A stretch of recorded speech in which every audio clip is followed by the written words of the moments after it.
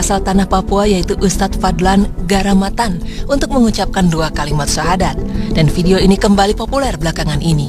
Allah Subhanahu wa Ta'ala berfirman yang artinya, apabila telah datang pertolongan Allah dan kemenangan dan kamu lihat manusia masuk agama Allah dengan berbondong-bondong, maka bertasbihlah dengan memuji Tuhanmu dan mohonlah ampun kepadanya. Sesungguhnya Dia adalah Maha Penerima Taubat. Quran Surah An-Nasr ayat 1 hingga 3. Ya, kejadian inilah yang dapat kita lihat dalam video berdurasi 6 menit 52 detik ini. Tampak ribuan orang Papua mengikrarkan 2 kalimat syahadat dengan dibimbing Ustadz Fadlan Garamatan. Mereka membaca 2 kalimat syahadat dalam bahasa Arab dan terjemahnya dalam bahasa Indonesia. Video ini juga menampilkan seorang kepala suku yang menyatakan diri bersama masyarakat adatnya masuk Islam dengan membaca 2 kalimat syahadat. Asyhadu an la ilaha illallah.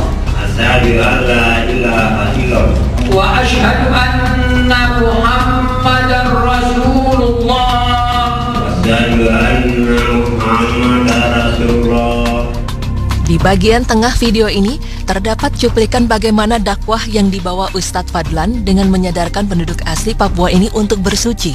Mereka yang tadinya hanya menggunakan koteka dan hanya mandi 3 bulan sekali dengan menggunakan lemak babi, mulai diajarkan cara mandi yang benar, bersuci dan menggunakan sabun serta memakai pakaian. Di bagian terakhir dari video ini juga menggambarkan pemandangan yang tidak kalah mengharukan. Tampak puluhan orang Papua mengangkat kubah bersama-sama. Mereka bergotong royong untuk mendirikan masjid dan bersama-sama membawa kubah menuju puncak masjid yang mereka bangun.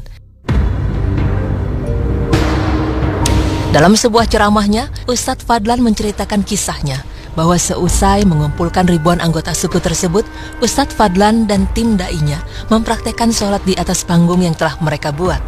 Begitu sholat dimulai, warga suku yang sudah mandi maupun yang belum mandi berdiri dan berputar mengelilingi panggung tempat sholat tersebut. Usai sholat, kepala suku langsung loncat ke atas panggung dan bertanya kepada Ustadz Fadlan, apa yang baru saja dia lakukan bersama tim da'inya. Dengan sabar, Ustadz Fadlan menjelaskan bahwa yang mereka lakukan baru saja itu adalah sholat yang dilakukan 5 kali sehari untuk menyembah Allah Subhanahu wa Ta'ala. Begitu mendengar penjelasan tersebut, kepala suku meminta Ustadz Fadlan dan timnya turun dari panggung. Kemudian kepala suku besar naik ke atas panggung bersama 6 kepala suku lainnya untuk melakukan rapat adat membahas kehadiran Ustadz Fadlan. 1,5 jam kemudian, kepala suku berdiri di atas panggung dan berteriak kepada warganya, hari ini kita senang, hari ini kita gembira, karena anak-anak ini datang mengajarkan kita agama yang benar. Dalam rapat adat kami sepakat bahwa kita semua yang berkumpul di lapangan ini mengikuti agama yang mereka ajarkan. Mendengar penjelasan dari kepala suku, sontak Ustadz Fadlan dan tim da'inya sujud syukur dan menangis kepada Allah Subhanahu wa Ta'ala. Saat itulah sebanyak 3.712 warga pedalaman akhirnya mengucapkan kalimat syahadat dan memeluk Islam. Pemirsa, perjuangan dakwah yang dibawa Ustadz Fadlan Garamatan ini tidaklah mudah. Pengalaman mengislamkan orang non-muslim dimulainya di tahun 1980-an. Saat itu ia mengislamkan salah satu pemuka agama non-muslim bernama Alfonso. Setelah gigih berdakwah selama 3 bulan di keluarga Alfonso, akhirnya Alfonso bersama keluarganya mengucapkan syahadat. Akibatnya tanah Irian geger dan Ustadz Fadlan ditahan selama 3 bulan tanpa pengadilan. Keluar dari tahanan, Ustadz Fadlan tidak kapok dan kembali berdakwah. Ia kemudian menuju tempat bernama Kampung Gayem. Baru sampai di tempat tersebut, kepala suku langsung melempar tombak beracun ke salah satu kaki Ustadz Fadlan dan tepat mengenai betisnya.